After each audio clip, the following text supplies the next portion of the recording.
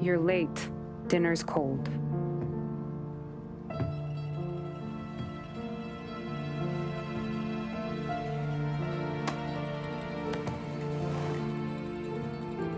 Work.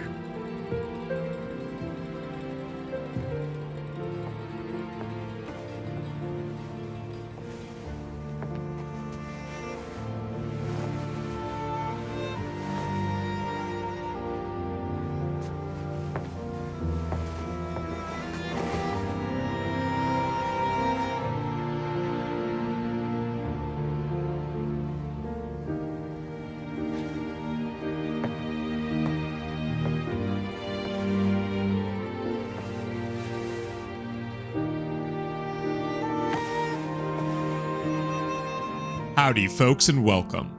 Today, please join me in reliving one of the best single-player stories ever made, Mafia. To understand what makes this game's story so enthralling, gameplay so engaging, we'll be playing through the whole game, pinpointing and observing key moments and themes throughout, and discussing them in an intelligent and nuanced manner. I have played video games for the last 25 years, and I can confidently say that I've heard some bad writing back in my day. Lord Maxie, you let me win, huh? What are they teaching you kids these days? And some writing that transcends media. Like on a child's toy left on the carpet. The toy must be put away immediately, and the child reprimanded. Centrism isn't change. Not even incremental change.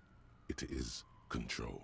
Mafia's writing manages to make their characters real by the attention to details in their conversations, their growth, and the world around them. Almost every character develops not only as individuals, but as relationships that rival even the best screenplay writing in Hollywood. It's true writing, and I've never seen it done so well, so meticulously without feeling heavy-handed in a game, that at certain times playing, I had to stand up and catch my breath.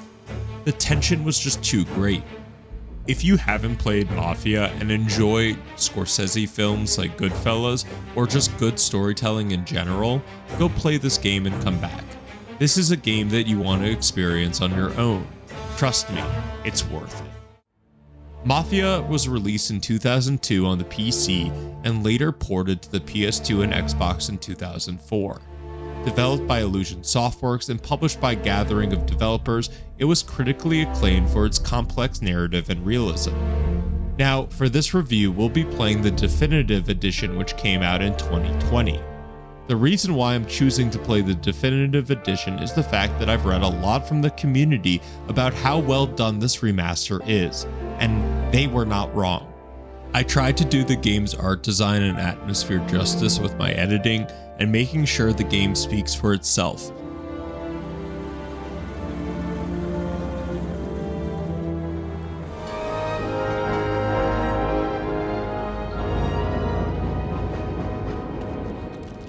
But again, if you haven't played it, there is this feeling I almost can't explain. The only way I could try is showing you throughout the video, and maybe this sentence to start off. Drifting around the corner and seeing the lights of businesses reflected against your car while listening to jazz on your way to a Mafia hit. There is not a lot like this in gaming nowadays.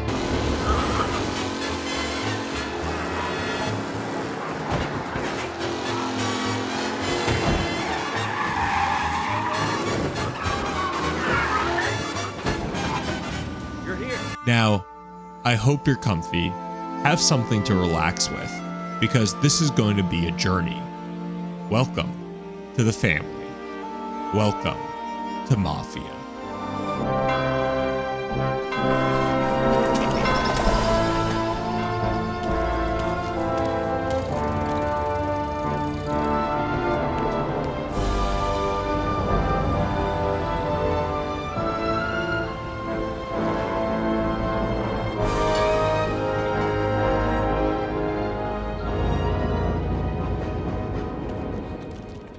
Coming into this game, I had no idea what to expect. Obviously, it had something to do with the Mafia, but I had maybe briefly seen videos of Mafia 2 back in the day on X-Play. God, I loved G4. Not having any expectations and then seeing this, I couldn't help feel excited. Not only did it present like a movie with named actors, but the details that were on display, like the fruit stands or the ads on the buildings, made me feel connected to the city already. We'll talk about it later on, but this game has one of the best directions I've ever seen or played in a video game. Mafia is truly a testament to the ability to make these style single-player games. Ones that are not open world for the sake of it or creating that organic gameplay through auto-generated levels. Instead, Mafia has a clear-cut goal, a story to tell, and it does it in a way that makes it one of the best, if not the best screenplay for a video game ever made. If there were truly the Oscars for video games, Mafia would downright win 2020's Best Remaster and Screenplay. As you can tell, this game looks gorgeous, and to see the differences between Mafia Classic and Mafia Definitive Edition is staggering. The developers put so much time into this and it shows. You can also tell how much time they put into the cinematography. There were multiple moments when I just gasped or held my mouth open at the beautiful brutality and depictions of life that Tommy Angelo goes through. Another quick thing before we get started is that the city the developers created was another interesting aspect to the story. It felt like a conglomeration of New York, LA, and Chicago, maybe a little San Francisco. I know it's supposed to be in the Midwest, but there were so many areas that felt like each city. With the fact that all of this game is in our main protagonist's retelling of events, I got this feeling about an unreliable narrator and the city that feels real but isn't. We'll see if that pans out. Anyways, let's get started. Mafia starts out in the dank 1930s bar. We meet Thomas Angelo, or Tommy, our main character for the game. Thomas Angelo, Detective Norman.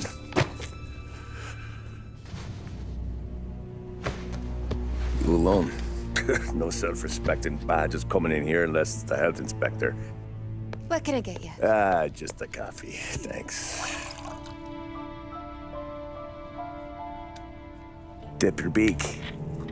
No, thanks. Suit yourself. So, you said on the phone you might have a proposition for me. That's right. Well, if you're looking to set up a gravy train, you called the wrong cop. I'm not looking for any associates. I love Tommy's character so much, and the voice actor does a fantastic job in every scene, which must have been hard with all the upcoming time changes. This is a great back and forth for power and conversation. Both men are sizing each other up, and I wasn't expecting this type of narration or direction, the retelling style. I do enjoy this and made the anticipation to get back to this 1938 moment a lot stronger. There's this Sondheim musical called Merrily We Roll, and this game reminded me of that. It's about three friends, but it goes backwards in time. There's a great song in it where they sing about how did we get here, what was the moment. And as that car rushed around the corner, my only thought was, I wonder how we got to that bar. I mostly drove nights because the money was better. It was at the end of one of those shifts when I first met Paulie and Sam. Shit!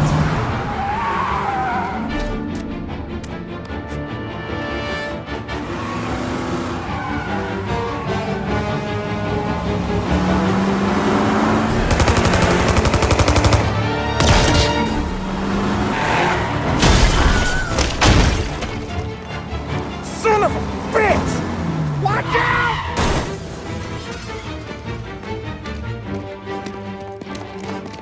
Get up, Paulie! There's a taxi here! We'll be okay! Move it! Come on! I would never have thought driving 1930s cars would be so much fun. It was great drifting around and seeing the city for the first time in game. It was breathtaking to say the least. I was blown away by the vibrant reds and the calming blues of the ads lining the streets, and the sounds of the tires screeching in the puddles was immersive to say the least. I love that Tommy already is sort of a hothead.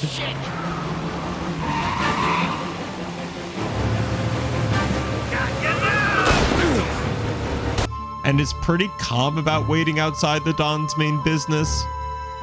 Honestly, throughout the game, I didn't know if Tommy really understood some of the ramifications that could happen due to his actions, but we'll get there. Oh, Sam. Services. Any damage to your car. This makes us square. I'm sure it's more than enough. Good. Don Salieri wants you to know that he's very grateful. So if you ever need anything, maybe a loan or some honest work, don't hesitate to ask. Don doesn't forget his friends. Yeah, okay, thanks. Sam casually gives us a wad of cash, and oh boy, is he powerful. Just by giving a package, and the way it's shown in game is magnificent, and it's only the iceberg of what's to come. That line about how you swerved out to avoid an old lady when it's showing the bullet holes in the cab is pure genius. I could have had a heart attack. Enough to fix the cab. Nearly enough to buy a new one. I thought about what Sam said about work. I wasn't interested. The money was good, sure, but I didn't want to get in with criminals. Better to be poor and alive than rich and dead. So, right there, back then, I was out. Oh, Tommy, I wish you kept your morals, but what a start. I can completely understand this as the start to Tommy's demise. And other people's I appreciate it in games where something like just driving from point A to point B gets something added to it. Mafia does an amazing job at these small moments, whether it's hearing Game 7 of the World Series on the radio to this woman asking you to turn off the radio, which funnily enough was like a small tutorial about the radio. It was a really small, engaging moment. Wow, downtown looks spectacular. Look at that church. The only tip I'll give you is to stop smoking in your vehicle. I felt like I was sitting in an ashtray. Sure, whatever you say. Okay, I know, it's 1930. They still think smoking helps you out. We pick up other people around the city, and it was a great way to set up the setting of the game. Even though the city is not real, the Depression and other historical events are happening around you. Which, if you know anything about the channel or myself, I get very giddy over. If you want to see my perspective on historical preservation in video games, watch my Brothers in Arms video. Downturn has made people lazy, giving them an excuse. The work's not out there, pal. The work is always there. You just have to find it. I get it. You're a busy guy. I don't see so many these days. I saw this crapshoot depression coming. Sold it before the crash. So yeah, I get to be busy. Your busy day is gonna be looking at old paintings? I have a business meeting there with a colleague. Not that it's anything to do with you. If you ever find a real job, then maybe you'll understand. Until then, drive and quit bothering me. Yeah. Anyways, the game starts in 1930 and ends in 1938. So you're seeing the worst of the Depression, like 1-cent apples and Prohibition, to the start of the military-industrial economy and the expansion of the federal government, which I seldom see in video games. I love these little niches in history, and in already the first 40 minutes, we get so much information, yet nothing is just spoon-fed to us. As any cabbie does, we get a cup of Joe and relax. Whoa, Jesus. Hey, how you doing, pal? You remember me? Yeah?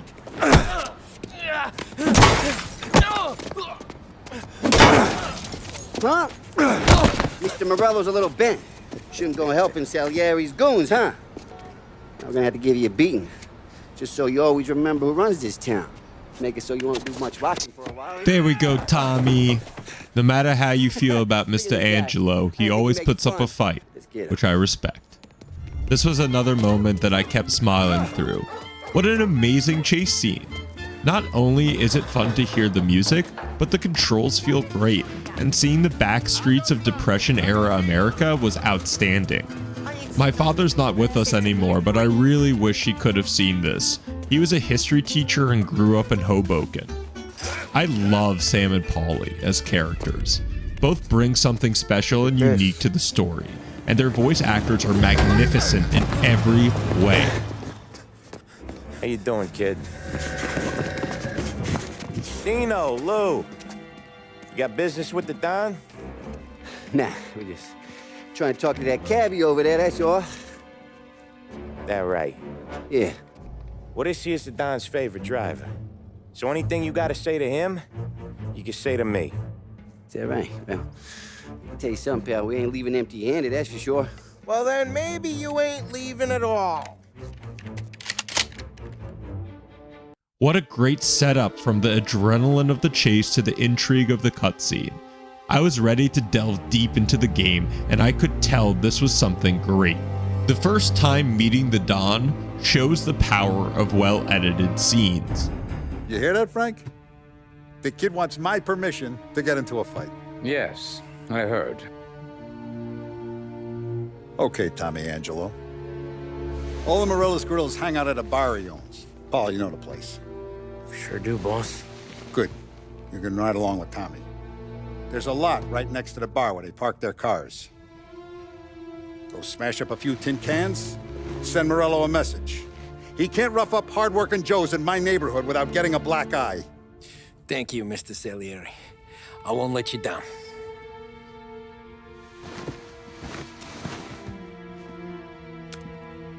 And Tommy, when you get back, we'll talk about what's next for you.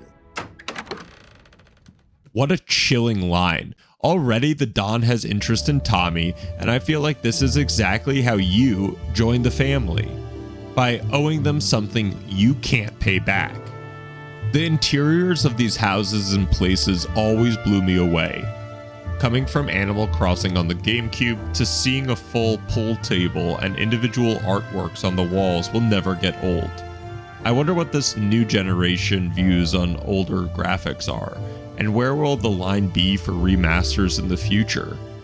Anyways, we walk around the Don's compound and meet the crew.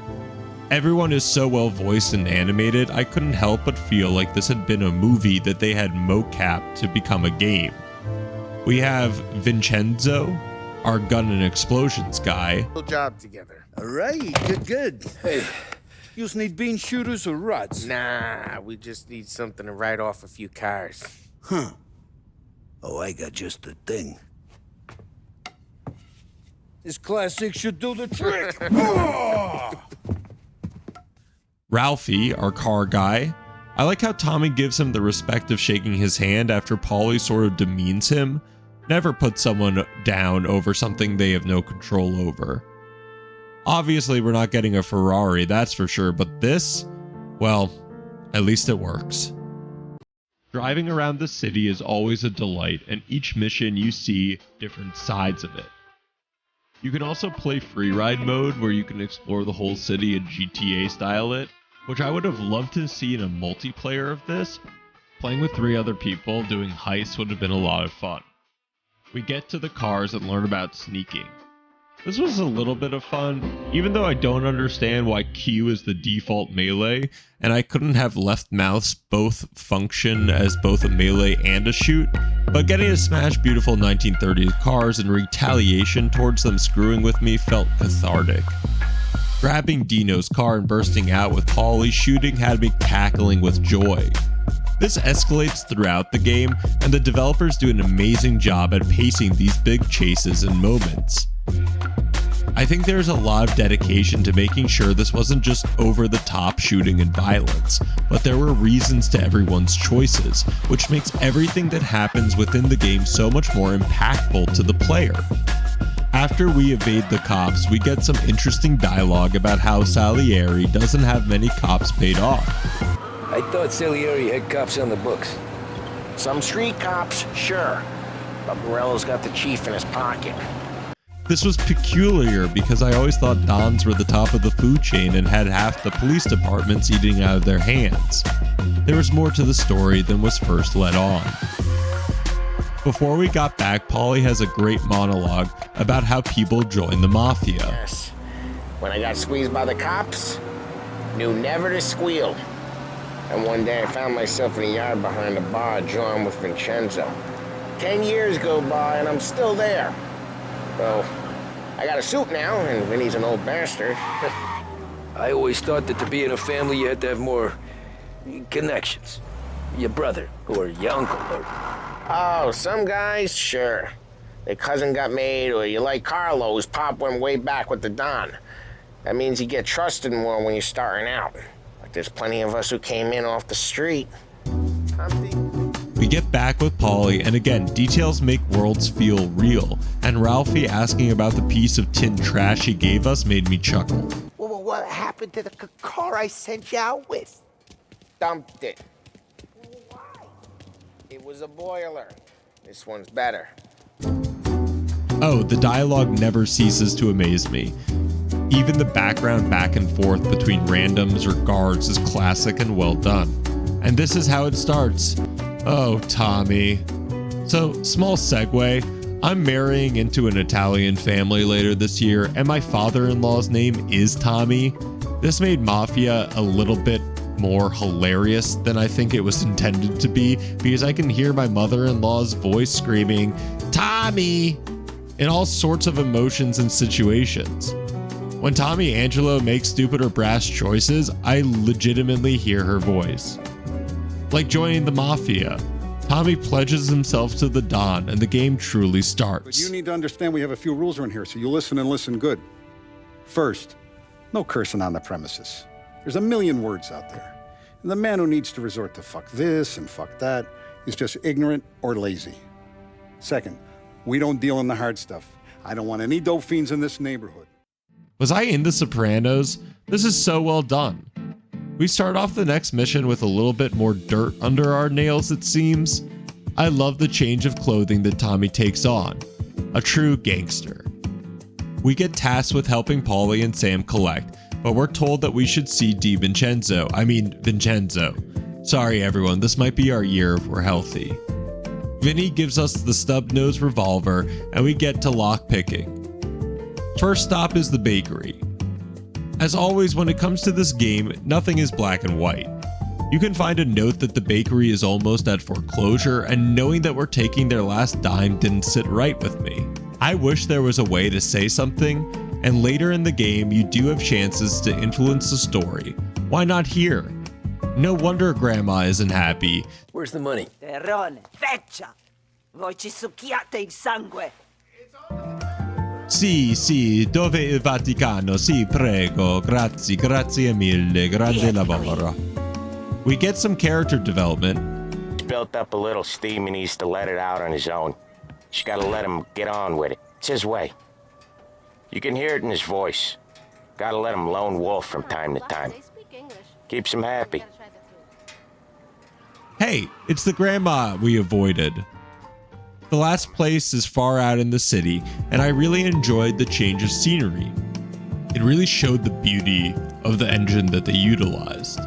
With these long road trips, I couldn't help start to feel connected to Sam and Paulie, even though I didn't agree with what they were doing. We finally make it to our final destination, and oh boy.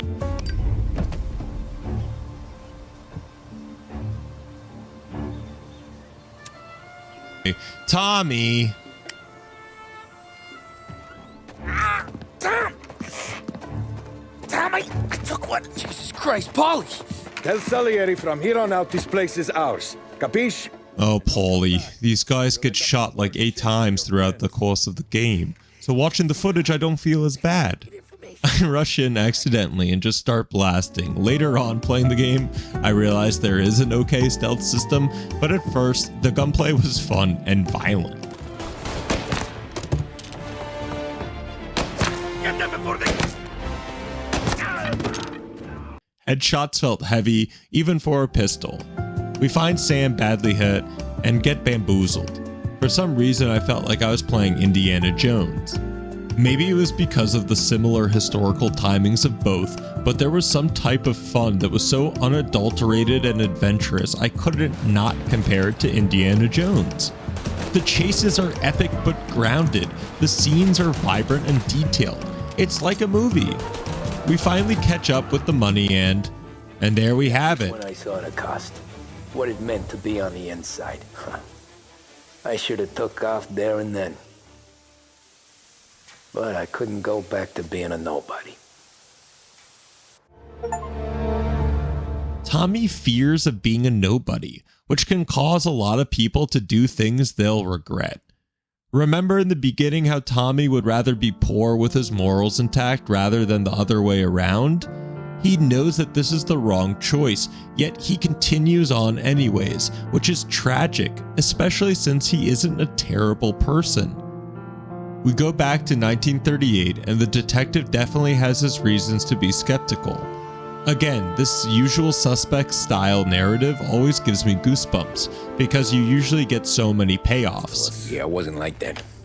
Back then, Salieri didn't have the run of the city. For every buck Salieri made, Don Marello would turn 10. He paid off cops, politicians, judges, and anyone he couldn't buy, he scared into looking the other way. He did seem to have the city jumping in its own shadow, I'll give you that. You hear anything about Joey Crackers? Yeah, got his name in the Marello file, sure. Boxer, right? Yeah, that's the guy. Probably daydreaming about winning a belt or something. God damn it! Moron! You drive with your goddamn eyes closed? Look at this! Jesus, Mary, Joseph, Tom Marello, I didn't know it was you. You know anybody else driving a rare import in this part of town, Joey? No. You're not gonna need that, sir. The tires are just fine. The grill's a little bent up is all. I mean, I got a cousin I can...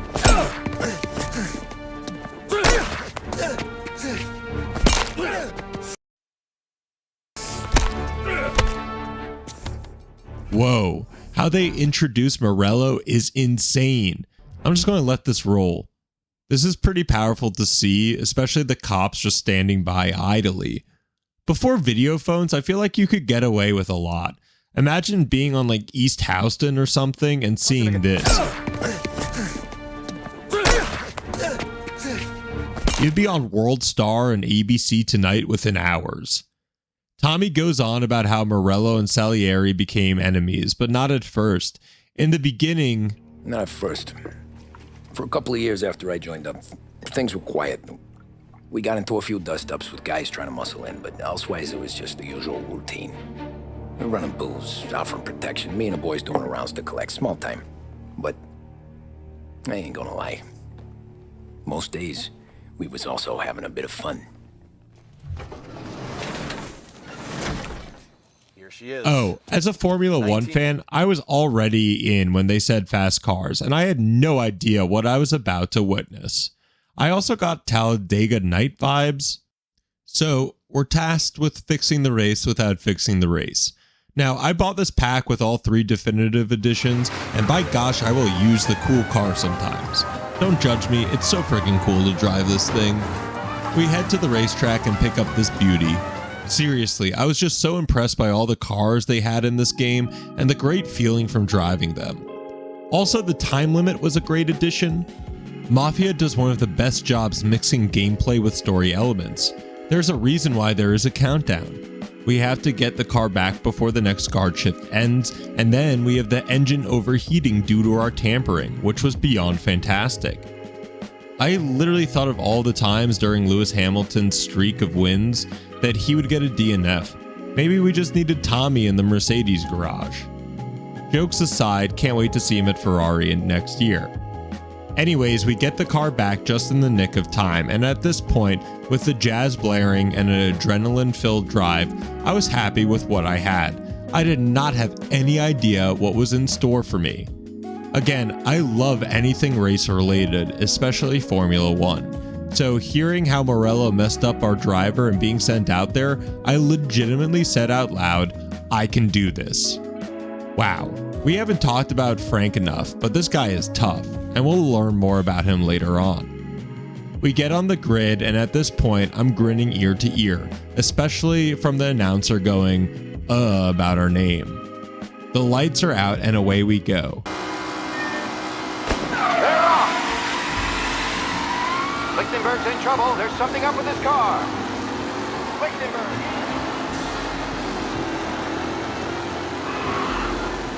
Seeing Marello's man having engine trouble, I couldn't help but laugh at him maniacally. This was also a great racetrack, apart from some crazy Monza-style banking. I thank the developers so much for adding this. I mean, this is what video games are for. It felt like I was playing Mario as a kid and discovering all of these amazing levels and minigames. I had no idea what was coming next, but I didn't care, because I was trusting the game 100% at this point to deliver on the next level with a unique gameplay mechanic and intense narrative. We pull a Max Verstappen and hold on to first place and go to my favorite line in the whole game. You wouldn't let us down, Tom.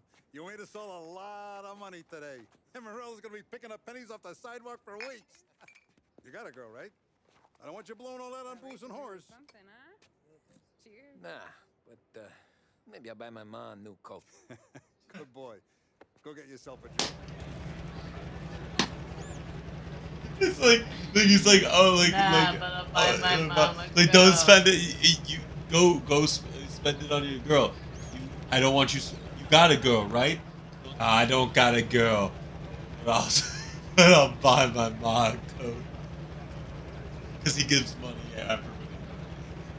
I don't know why this delivery made me laugh so much, but my fiance is now angry at me for telling her I'll buy her ma a coat randomly throughout the day. Again, we can just appreciate these exterior graphic designs for a moment. My gosh, the way the sunset hits the cars and the way the shadows fall are just mwah, the chef's kiss. We talked to Frank briefly and hear Paulie might have had one too many. Ugh, poor Paulie. This was a melancholy drive. Today, Tommy, with the driving, I was right. I was right when I found you. You know what I said? What did you say, Paulie? I said, this guy can drive, Don Salieri. This is a guy who can drive. And here we are. Here we are. Right here. That's where we are. You put me to shame, Tom. Look at you. Now you're even some kind of race car driver. We all got our... You're doing real good since you joined the family, but you know you got it easy, right? Me and Sam, we keep the real stuff from you. That right, huh? You don't know what it's like. You get the call to see the Don and your mind's race, and done some bad shit, Tom. This is the first time you see the other side of Paulie, the one that he tries to hide. Paulie is a lot like Tommy in the way that they don't really know who they are or what they want to be. Paulie sees Tommy's success in the race and with driving in general not as a good thing, but as something of a dismissal of his own abilities. This made me sad because I've seen this in real life. Everyone is capable of doing good deeds and doing right for themselves. It's just immensely hard, and seeing others, you don't see how much they've struggled. Think about it, Tommy has viewed himself as nothing for so long, and probably from his perspective, views Paulie as someone to aspire to in the business, while Paulie sees Tommy as someone who already is surpassing him in value. This is fantastic writing, and something that I would expect from a well-produced TV show or movie. I think if you're a fan of any mob media, this is a must-play. Even put the game on easy just to experience the pacing and acting of this production. James, Tom. I'll leave it to you to swim with the barracudas, Paulie. Home? Brought me a home. Maybe that's, a good idea. I love the start of this level. You get to know about the characters around you little by little, and you've only heard a little bit about Sarah, Luigi's daughter. I was rooting for Tommy romantically, even though he can be a dunce at some points. Sarah is a great character because she is genuinely a good person even after growing up in such a dysfunctional family. She even mentions that she knows where her father hides all the bodies while delivering food to a starving person. Again, good writing is never black and white. These people feel like people because they are acting like people. not some easy to understand checked box. Look at how Mafia does this. This is an escort mission and we're walking slowly, something that has always grinded my gears. Yet because of everything going on around us, I'm enthralled. Yeah. Well, it's a good night for a walk anyway. Don't get yourself killed on my account, Tom. I try to avoid it. That's all you got? You spend all this time with a lady killer like Sam Trapani, and the best line you got is, "Good night for a walk anyways"? Well, it is, ain't it? Yeah, I guess so. We get to Sarah's house and oh boy, the goons are out gooning. Oh, hey there, darling. Are you stepping out on us? Piss off. Don't cast a kitten, dollface. We'll let your boyfriend watch. What do you say? We going to have trouble here? Trouble started back when you tried to steal our girl, Chief. You saps aren't careful. You'll end up in wooden overcoats. Last chance to walk away. We ain't frails. We know who you work for. Salieri might have been the big six when he was younger, but he's all washed up now. It's only a matter of time before Marello punches his ticket. I don't need Salieri. Or anyone else. Not for this. Well, then let's see what you got, cake eater. We beat them up, but then face a different mob. I found this funny because the heavier set fellas in the game took more shots, and I assumed that this was just a visual way of showing off these guys are tougher because body armor and other visuals wouldn't have fit in as well. We finally defeat the mobsters and Sarah patches us up. Oh my goodness, I had a nice glass of red wine next to me during this and was fully invested. How does it all go wrong? Want to pretend it don't go ask Paulie to staple you up. What do you got? Compliments of the Don.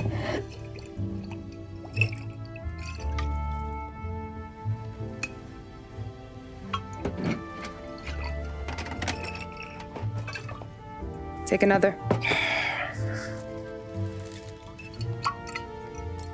All right. You gonna grin and bear this? Yeah, I'll be okay. Good. Because I don't need the little old lady next door complaining to the super about all the racket. Just be quick about it, will ya? Oh, it's gonna take as long as it takes. The sloppier the stitch, the uglier the scar. That right. You stitched up a lot of fellas. Just my father. Word gets out that Morello's boys have been harassing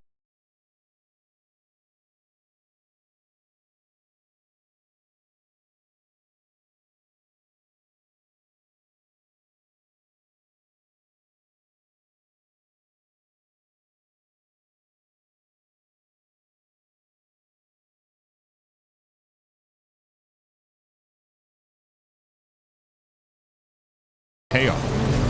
Dumb son of a bitch just wrecked himself. Well, they're not walking away from that.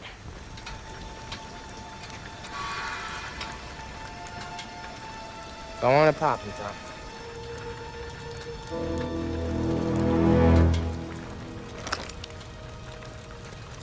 No. No, wait. Please. Please, I don't want to fucking die, man. Christ, Tom. You can't feel sorry for these animals. A guy like this would plug you if you give him the chance. You gotta pull the trigger without thinking. Guess I'm out. This one's finished too.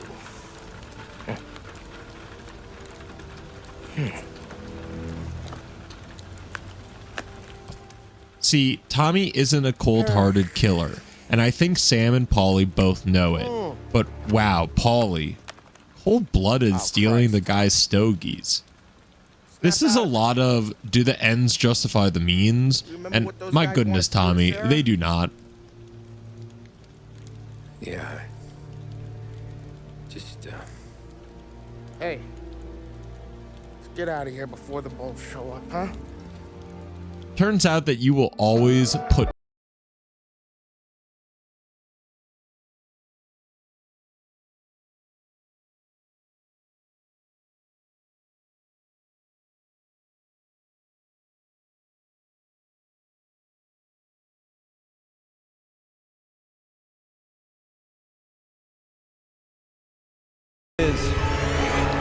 Game was rigged from the start. We're tasked with killing the chump and also taking out a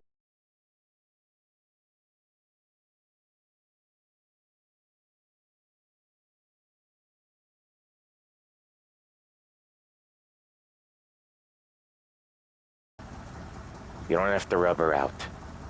Just make her disappear. You know her? Yeah. I've been with her a few times. She's a good egg, Tom. Just maybe not so bright.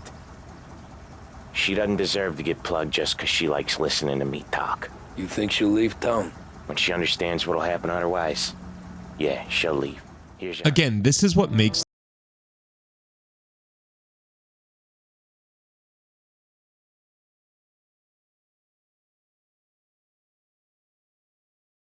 capable of doing bad things, but being truly evil, I don't know. I don't buy it for most people. Anyways, we get to the hotel, and if you have your bingo card out and have Dog Dad talks about interiors for the 15th time,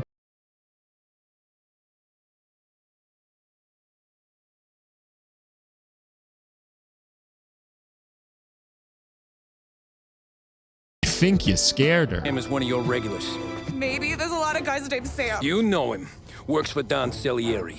Maybe you got him talking about our business from time to time, and maybe Don Marello offered you some money to spill what you heard. No, Sam, trust me. I don't say nothing. He knows that. Well, the Don's losing a lot of money because someone can't keep their mouth shut. I was just bumping guns with some of Morello's girls. I didn't mean nothing by it. Tell him I'm sorry. Tell him I won't never open my mouth again. I know. After we convince Michelle to leave, we're tasked with killing the manager. This was a bit odd since I thought there was some Hitman style way of getting him, like releasing a chandelier or poisoning him, but sadly no. I just shot him and then we shot our way through the building. Was there another way of doing this? Please write in. So we blast through many floors and honestly, the shooting was good, but nothing to write home about. We get to the manager's office and we can find a note to Salieri which puts the Don's reasoning into question. The hotel manager tells him of the termination in a cordial, endearing way, the opposite of how the Don tells it. It seems that the Don is the one that gets hot-headed. Look, we even placed TNT in the guy's office. We pull off a Spider-Man move and escape on the rooftops. And end up in, oh my god, in a church? Tommy, what are you doing, Tommy? Redemption in death. Now, William, he was a sinner, yes, but he was also a loving son, a protective brother, and a loyal friend. And for those virtues, we pray that his soul will find salvation. Seriously, Tommy, get back from there. I can't even count all the times you saved my ass from a beating. So I don't know how I'm good. What are you doing? Wait, that's the guy. That's the guy who killed Billy. Holy Christ, Saint Cristo, sorry, Father. This is insane, like amazingly insane. These men were criminals, Father. Thieves. Rapists. Killers. And God would have embraced them if they'd asked for forgiveness. Now, which one of these men might have sought redemption by working with the poor?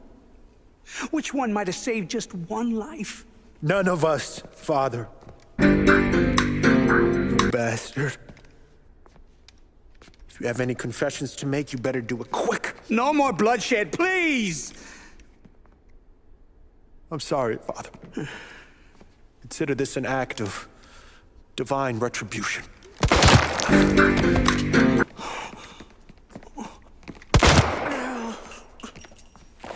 Thanks, Sam. That make us even. He didn't forget the second shot. For your trouble, Father. I don't want your blood money. You took theirs. Not a lot of difference from where I'm standing. That should be enough dough to patch up the bullet holes and keep you quiet. Damn, Tommy, look how far you've come. This is the same thing Sam tells him after the first taxi chase. Now that's some good writing. With the Saint and the Sinner chapter complete, we go back to 1938. Obviously, Norman is probably questioning why he's been here for over 24 hours. This was a great touch that the waitress changed over. Hey, fellas, sorry to keep you waiting. My shift just started. What you having? 2 lunch specials, please. And more coffee. You know what? Let's bring the whole pot. Obviously, this vendetta was getting worse, and I love that you don't just say that. It was a vendetta. No, this was a great build. This scene was great with Frank. Ironically, if Tommy invested in the markets back then for 5 years, he would have caught a good swell and paid for his coffee instead of Norman doing it. Frank scares us with this extremely European analogy. That's how I met the Don. We started setting up races together, betting on her with coins and rifle shells. There wasn't another dog that could catch her. She never lost. Until the day she did. We were only out a pocket knife, but I never saw the Don so angry. I like this scene, but sadly Tommy really never talks about his aspirations, and after hearing about what happened to the dog, I don't know if you would want that. Frank does lie to Tommy too. Later we find out that the Don shot the dog in the end, which Frank does not allude to. The next mission starts and it's pouring rain. Even the radio talks about it. And on a personal note, I advise staying with your family, friends, or loved ones and waiting out this dreadful storm in the warmth of the home. That's all for now. Some music will be along shortly, and I'll be back to check in with you later. Oh man, I had a bad feeling about this. We're here for Bootleg, and there ain't no Bootleg.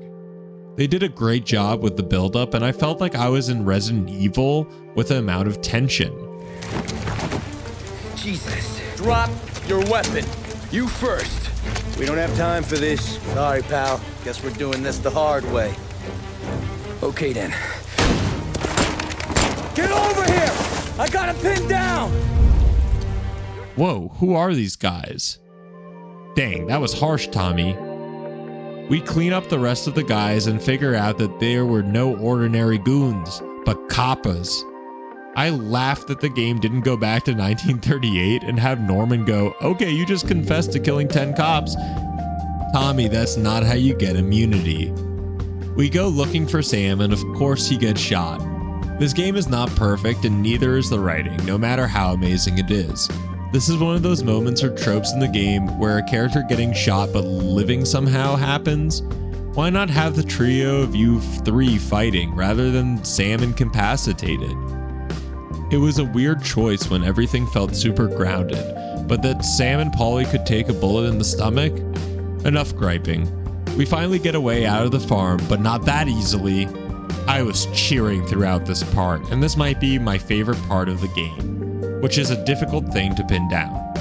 From the insane police turret, and they say we're militarized now, to the beautiful thunderstorm illuminated by the orange and red hues of the cars, will always be a top video game memory in my book.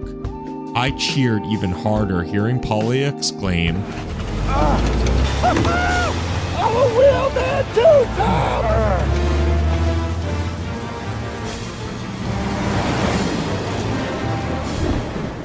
This was the most wholesome point in the game, and seeing Paulie's face of pure joy hit so many strings. We get Sam to the docks and we return home. This was a great ride home, and you get to hear the president talk about the economic crisis. It makes you think about how we just all revolve around the same historic door. So many generations have gone through inflation, deflation, recession, prosperity, their lives back then filled with love, relationships, intrigue, just like today.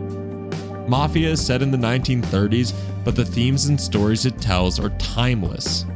And that's what makes it so special. This was really poignant, and I know there wasn't a lot of time spent on their relationship, but what was there felt strong and well executed. We meet with the Don and are told Frank, our bookman, has fled. This is not so good news to anyone, seeing as Frank has made a deal to sell it to Marello, which means the end for us all. We get a tip that Frank is headed to the airport, and we drive as fast as we can. I enjoyed this level a lot with the sneaking mechanics, even though I wanted a little bit more to it because it felt so much like Hitman, a franchise I love. I know that's not what they were going for, but when I see a dumpster and have a body in my hands, my muscle memory triggers.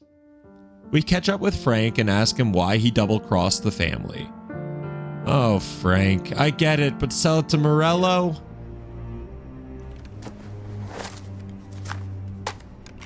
Now you've been paid twice. You take the ladies wherever they want to go. Yes, sir. Thank you, Tom. Christ, Frank. Why didn't you ask us for help? I guess I just wanted out. One way or the other. I'm tired, Tommy. Tired of lying to my wife. Tired of checking under my car every time I take a Sunday drive. And tired of waiting for the dawn to put two in my temple. God damn you, Frank.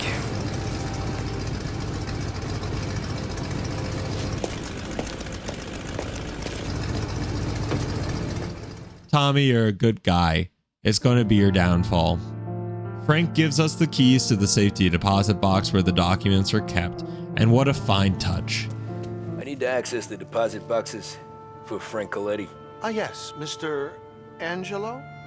Yeah. Mr. Coletti said it might be you who came, and to provide access. Please, follow me.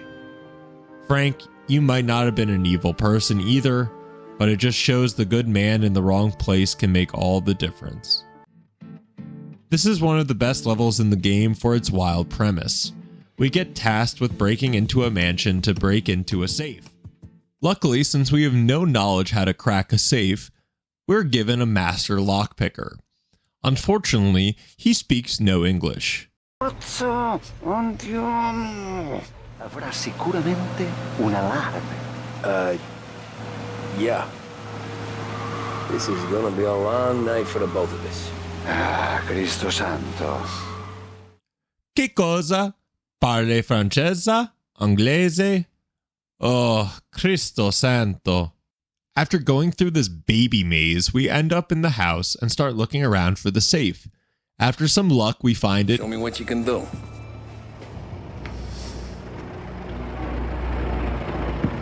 Shit. Be quick, Salvatore. Pazienza, pazienza.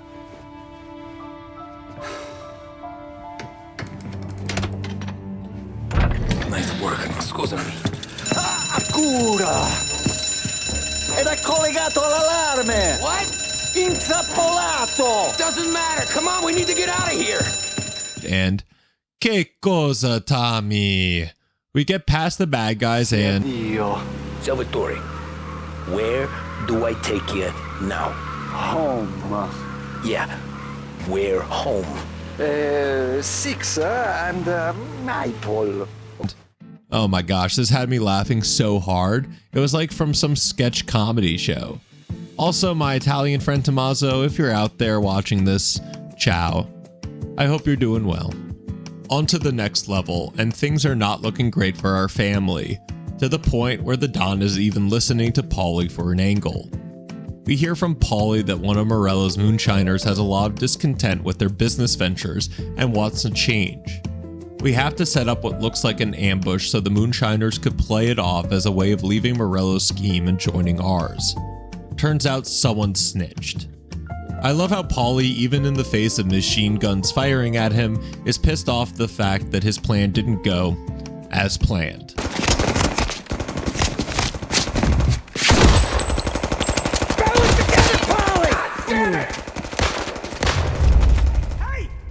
We fight our way through this parking garage, and I love seeing all the cars in their full detail.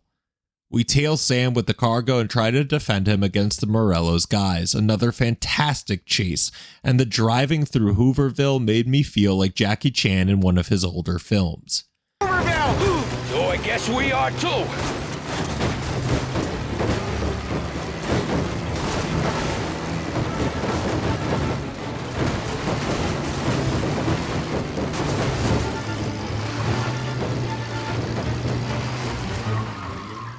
Again, this is what I mean by pure fun. I was blown away by the sense of adventure they were able to procure in these chases. We get to the next level, and out of all of levels, this one gives off the most Hitman vibe. We're tasked with killing a politician on a steamboat. I enjoyed this mission a lot because the setup was perfect, and the sights on the boat, like looking at the city, were breathtaking. After getting the information from a very drunk janitor, we find the pistol in the toilet and get set for our attempt. At this point, I feel Tommy has just said screw it to killing people. I wonder what the Tommy that wouldn't kill the bruiser would have said to this one. Hey, thank you, everyone. Yeah, thank you. Hey, welcome to my little party, right? So. Up on the roof! What's happening? Aiming to dethrone Lee Harvey Oswald, I see, with political killings. Anyways, we have a shootout on the boat, which was epic, and I loved getting away in the motorboat. What a spectacle.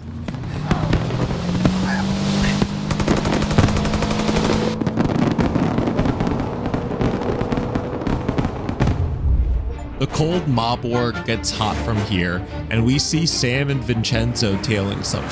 Stay on it! What do you think I'm trying to do? Beat the train! We can make it!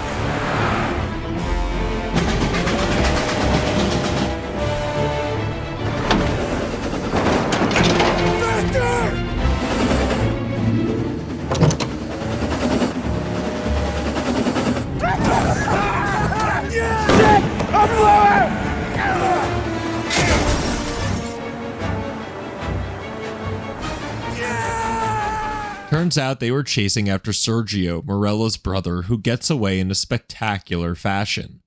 Dem Duke boys at it again. We place a bomb on Sergio's car, but oh my god, Tommy! Yeah, I'm still here. Oh, it's his wife. Hey! Stop!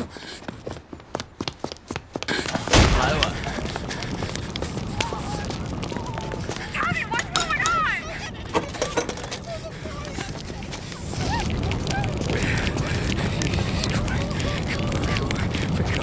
Pick up. Vinny. It all went bad. This is really messed up, especially him hanging up on his wife after literally just killing someone else's wife. It was staggering, and it's one of those moments I kind of stood up and went, geez. We're informed that Sergio has been cornered, and we rush our way over. I know you're a good guy, Tommy, but dude, you've killed a lot of people now, and you literally just blew up a bomb.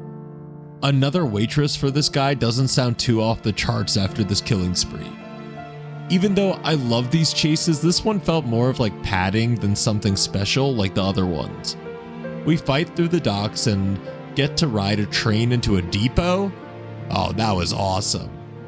Touch me.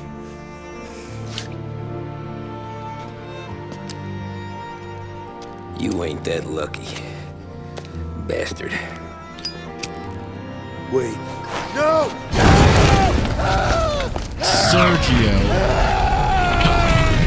Tommy. Dude sets him ablaze with no qualms and kills like 30 extra people so that one waitress doesn't die. Holy moly. We finally have all-out war, and the Don thinks that we have a chance to take Morello's life. I feel like we could have thought of a better method. Let him have it!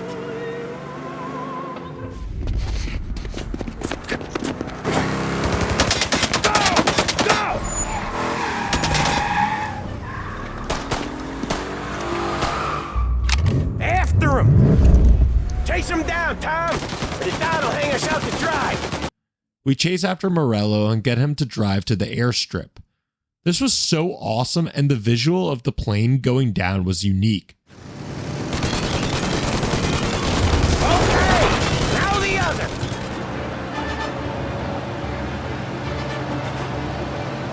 Where's he trying to take it?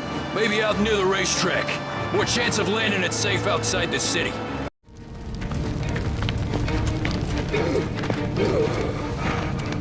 Jesus Christ.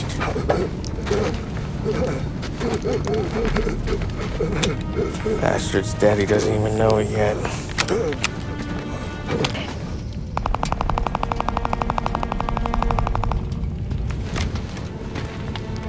He knows it now. Jesus, Tommy. I also enjoyed this part with the Don looking at the photo. We later learned they were both friends and had worked under the former Don. We go back to 1938 and Tommy tells Norman that we have the books that Frank gave to us. I don't know why Norman doesn't jump on this, rather shows him a photo that Don was looking at in the previous scene. Norman gives us some backstory on the men in the original Don. This delivery is so well done, I was inches away from my screen. Jesus, they're just kids. Already soldiers in Papone's mob. So what happened? How did they go from being best mates to Marello on a slab? I don't know. I didn't even know they were friends. But you don't know could fill up the fucking Chrysler building. In 22, Papone drowns up at the lake. Right? In order to keep things running smoothly, Salieri and Marello agreed to divvy up the city. Yeah, I heard the story, so what? Well, their friendship should have made the deal work, but didn't make a lick of difference.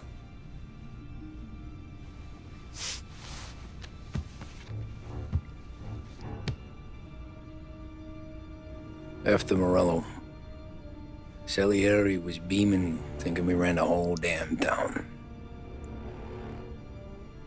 Me, I was just happy the war was over. But then I got to thinking about something. What good was all of Morello's money if it couldn't protect him from a regular Joe like me? Cabbie, for Christ's sake. It only got him one thing. A great big bullseye in his fucking forehead. We go back to Tommy telling Norman about another political murder, and we head over to a derelict prison and get into position. This stuff is crazy. Did this happen regularly in the 30s? Reports of gunfire at the Turnbull rally. It came from the old prison. Anyways, oh my god, I was not expecting that. Tommy awakens after God knows how long, and the cops are scouring the place for the shooter. This was visually striking, and the audio was just fantastic. Chief said he was declared dead at the scene. Suspect is wanted for murder. You can hear the officers beating up innocent people. It really sounded real.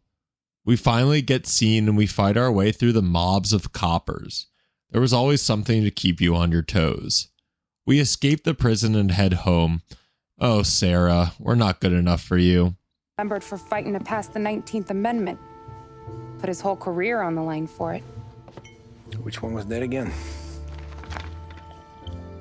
Women's suffrage, you idiot.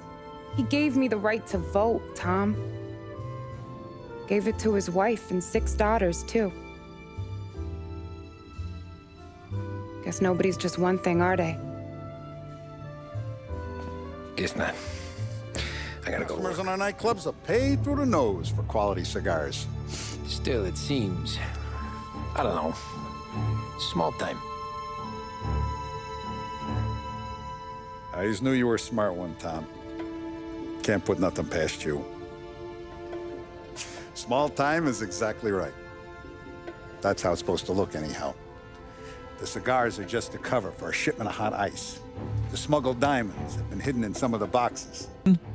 I'm surprised he takes it so well. Oh, diamonds. Look, I trust Paulie and Sam, and when either of them was feeling apprehensive, I was too.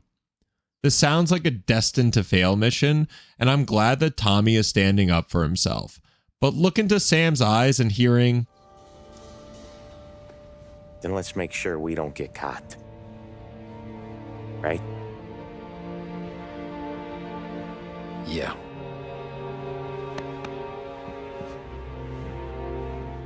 we go ahead with the heist. While driving, we get this great cutscene. I won't play too much of it, but the acting is just A+. Don, I don't think I got plans. But you're wrong. I got big plans. Yeah? Spill it then. What are you working on?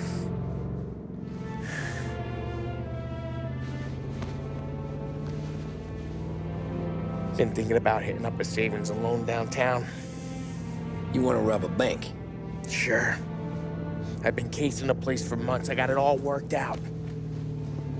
I just need a few guys I can count on to watch my back. Robbing a bank, that's a little out of our league. We're robbing the fucking feds, ain't we?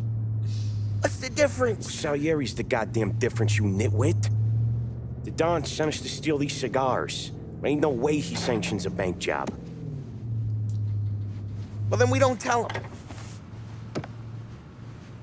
You want to step out on the Don? No. Not really. We can cut him in after we make the score. He'll be bent, sure, but he won't stay mad once he gets his share. I don't know, Paulie. Yeah, I fucking know. Paulie, you're good with what you are. Or go do something like build up a business, something you can feel proud of. Paulie wants to do a bank job without telling the Don, which sounds overtly stupid, but I think it's more about Paulie and less about Salieri. What good writing. Tommy and Sam are right, but that sound in Paulie's voice, it's a bit heartbreaking. Yeah.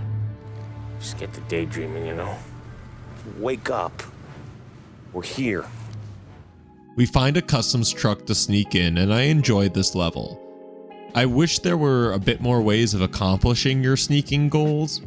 Anyways, I always loved finding little bits of information, and especially for finding the diamonds, you'll actually need to seek information on the shipment if you don't want to spend an hour looking for them. After getting the goods and loading them up, the alarm is set off somehow, and we try to escape in this large customs truck. I haven't talked about the music at all, but the score is just fantastic, and it really lends itself to the emotions of each scene.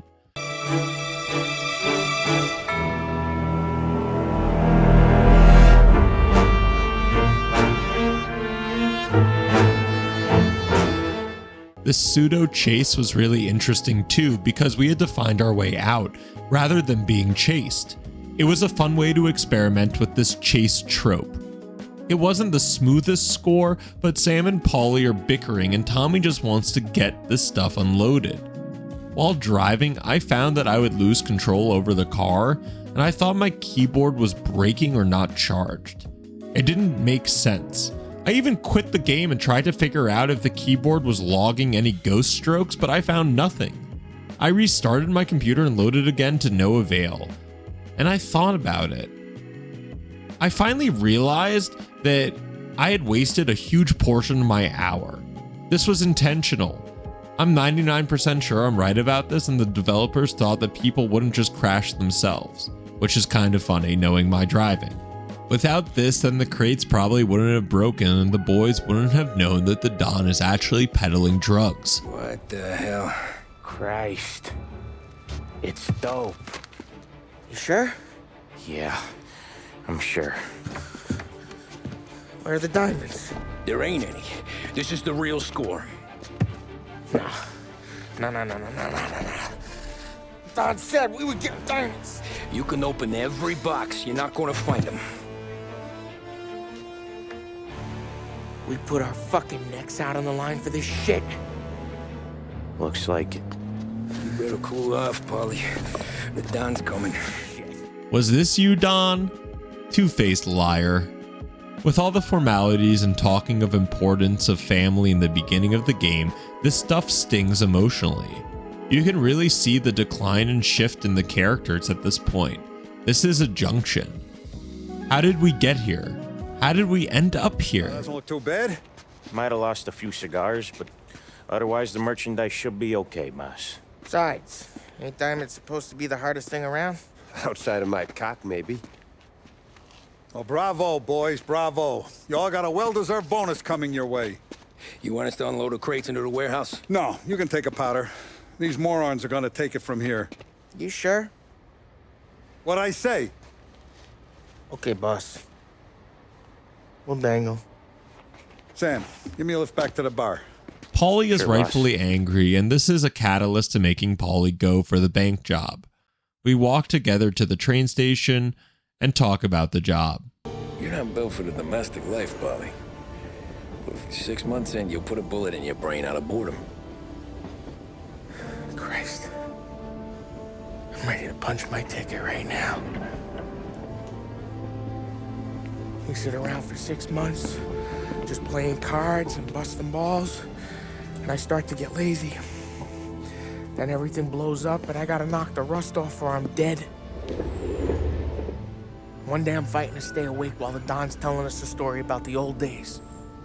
One I've already heard 100 times, and the next day I'm getting shot at, trying to keep from shitting my pants. It's fucking wearing me out, Tommy. Oh my gosh, Paulie, you should have just gone for the pizzeria. Moonlighting starts out with an amazing cutscene. I felt like I was watching a legit movie. The tension was great, and I was excited to rob a bank in the 1930s, especially with these amazing costumes. We grab the bank manager and get him downstairs to the vaults. Unfortunately, he is a piece of garbage and lets his men take the bullet for him. We get the money, but someone's triggered the alarm. As we fight our way out of the vault and get into the car, I was kind of expecting something more. Like in the previous levels with the roadblocks, then the chase would have been cool to combine those two, but weirdly it was really easy to get rid of the cops. It kind of felt deflating. We ride into the garage and Paulie's optimism is gut-wrenching. Nothing is this easy.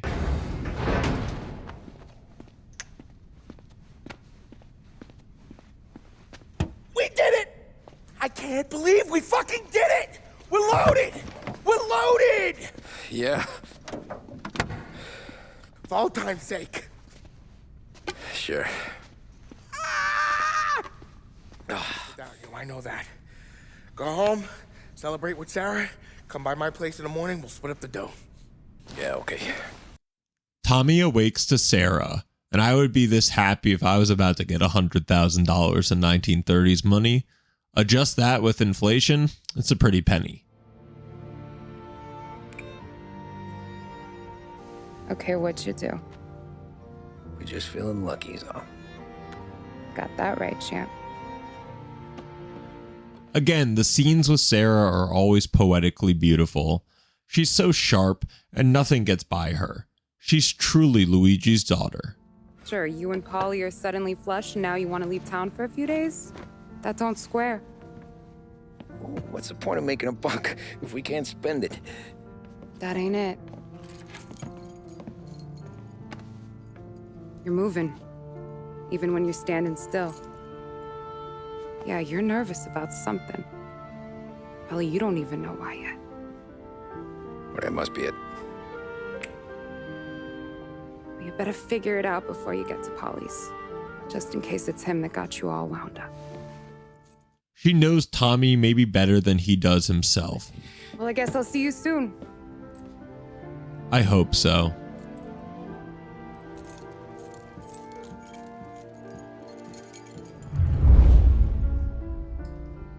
We depart for Paulie's apartment, and I don't know who these two people are, but throughout the game, these are two people, whether in Salieri's backyard or here, that talk in a way that makes me feel like they're Greek fates or something.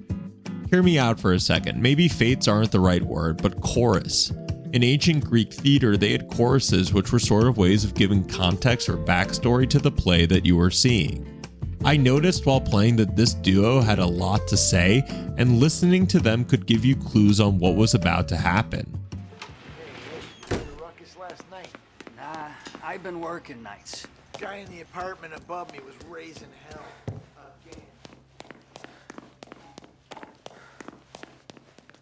Paulie! God, Jesus.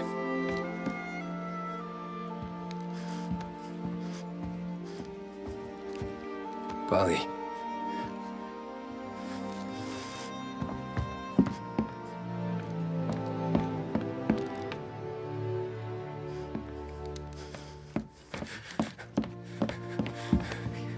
Paulie. Oh, God.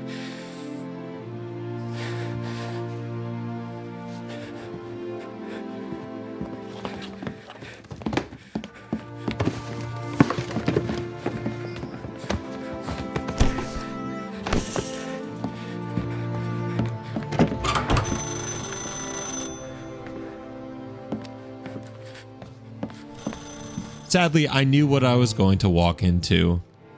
I genuinely had some tears in my eyes seeing Paulie dead. There was so much I wanted to see him do, and then I realized I was playing a video game, and his story was over but never forgotten. Wow, they can't let you have a second to mourn. Oh, thank God it's Sam. Where's Paulie? He's dead. I'm looking at him slumped over in the hallway, torn a fucking skull. Oh, God. I was calling to warn him. About what? Jesus Christ. He warns us that Salieri knows it was us that pulled the bank job without informing him, and Tommy asks Sam for a favor. We'll tell Sam to meet us at the gallery, and we head over. I honestly felt so bad hearing Tommy apologizing to Paulie I gotta go. I'm sorry. About leaving his body. We get to the gallery, and what the hell, did this turn into a Bond film? Don't move, Tommy. Shit.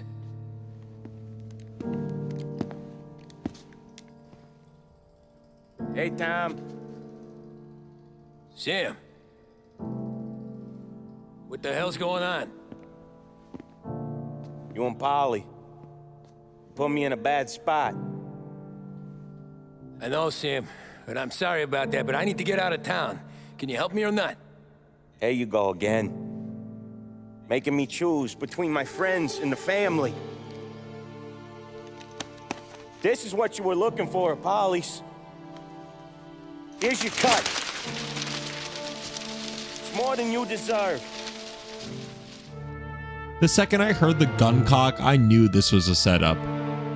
Sam, I don't say this lightly, but you're a bastard. Until the last second, Tommy thinks Sam is loyal. And I can't believe Sam killed Paulie. All for what?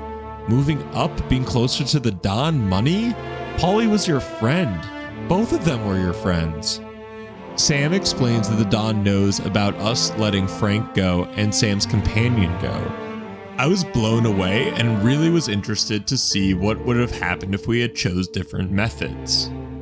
I was really blown away by all of this and did not expect this double cross. As much as I was fuming, I was also intrigued. This writing, True Detective, take note. We turn into Sam Baker and oh man, this place takes the cake for best interior in the game. Bingo!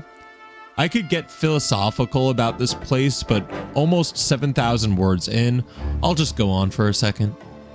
Setting this finale in the Antiquities Museum, I believe, was a way to show the duality of man. What I mean by this is that museum shows off the true triumphs of humanity, precision, timing, craft, with the backdrop of all of these men shooting and killing each other. It's wild to think that we are all capable of doing, and then what we actually do. What do you choose? Will you stick with your morals and values regardless of what surrounds you? You only control yourself, don't you? Or do you get pulled into the stream and moved by the current like Tommy has? It's the greatest of questions that life always asks. We finally get to Sam and, oh boy, Sam, I don't think you can talk your way out of this one. You kill me now in the dawn. She's never gonna stop looking for you. But you let me live. I'll tell Salieri you're dead. You can disappear. Just like Frank. Only you'll be smart enough to stay gone. Right? What happened to him? He was hiding out in Europe. But the dumb bastard. He started betting at the dog track. Got spotted by a friend of the family. So Salieri, he sent out a crew. And his family?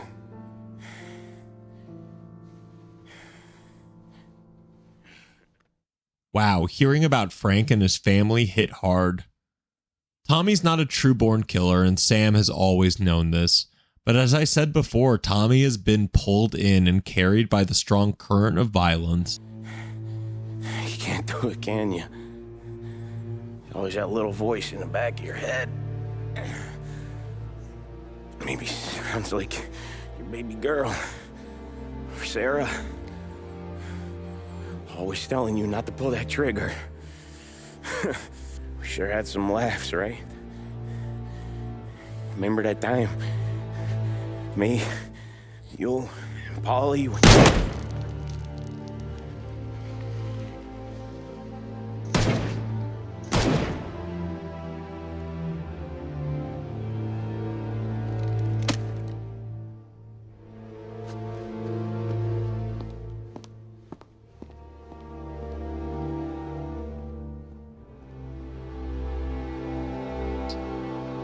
What a shot. We head back to the present and Norman gives us real responses to all of Tommy's demands.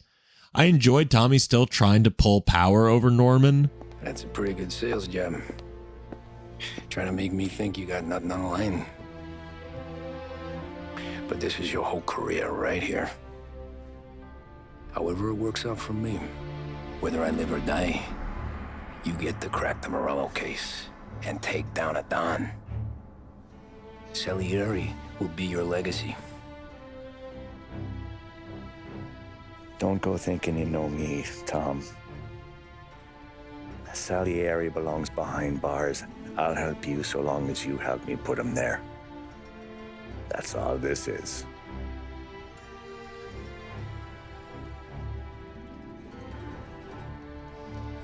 Then that has to be enough. Tommy might at this point really believe it's all about fame and legacy, but Norman delivers that line perfectly. It's not all about fame, it's about justice for him, and Tommy accepts that. This was an amazing epilogue and tied everything together. I enjoyed that Tommy grew and did suffer for his actions, doing solitary for 8 years. You always want that in your characters, growth, and that's why it made me angry that this happened. Chase our dreams, even when they're moving too fast to catch. It keeps us from falling over when we're too tired to take another step. Mr. Angelo.